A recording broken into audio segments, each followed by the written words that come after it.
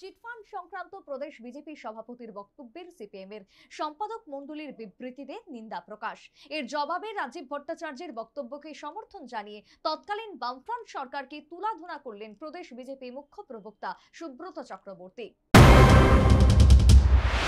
সম্প্রতি ভোট প্রচারে বাম জামানা চিটফান্ড কেলেঙ্কারি নিয়ে সরব হয়েছিলেন প্রদেশ বিজেপি সভাপতি রাজীব ভট্টাচার্য।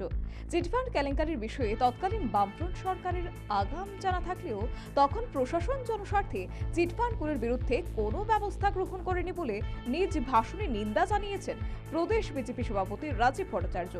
রাজীব বাবুর এই বক্তব্যে নিজেদের মতো করে বিবৃতিতে নিন্দা জানিয়েছেন সিপিআইএম এর সম্পাদক মণ্ডলী। সিপিআইএম এর সম্পাদক মণ্ডলীর এই বিবৃতির বিরুদ্ধে আহত সাংবাদিক সম্মেলনে বিষোদ্গার করলেন প্রদেশ বিজেপির মুখ্য প্রবক্তা সুব্রত চক্রবর্তী।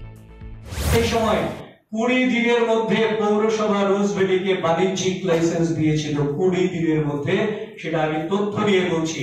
আর তারা বলছেন সিবিআই কোনো ব্যবস্থা নেয়নি, আমরা সিবিআই সাহায্য চেয়েছিলাম। সিবিআই তার নিজের মতন করে কাজ করছেন। আপনাদের প্রাক্তন মন্ত্রী বিজিতা নাথকে জিজ্ঞাসাবাদ করেছেন, গৌতম দাসকে জিজ্ঞাসাবাদ করেছেন এবং সংশ্লিষ্ট আরো অনেককে সিবিআই তার জিজ্ঞাসাবাদ করে গেছেন। তার পরবর্তী যা হওয়ার তাই হবে। সিবিআই এর কাজ সিবিআই করবে, সেখানে ভারতীয় জনতা পার্টি বা কোনো সরকার ইন্টারফিয়ার করে না। সিবিআই একটা স্বায়ত্তশাসিত প্রতিষ্ঠান।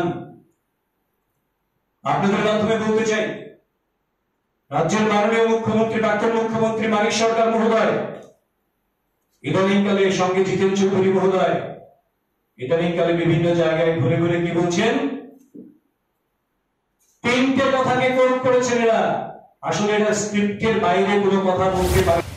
শুধু তাই নয়, বর্তমান সরকার রাজ্যের মানুষের কল্যাণে যে সমস্ত প্রকল্প ঘোষণা করেছে এবং পালন করেছে সেগুলো সুব্রত চক্রবর্তী সাংবাদিকদের সামনে তুলে ধরেন। ভোটের মুখে সিপিএম এর সম্পাদক মণ্ডলীর বিবৃতির সমালোচনা করে প্রদেশ বিজেপির মুখ্য প্রবক্তা সুব্রত চক্রবর্তীর স্পষ্ট বার্তা, রাজ্যের 2টি লোকসভা আসনে বিজেপি প্রার্থীদ্বয় বিপুল ভোটে জয়লাভ করবেন।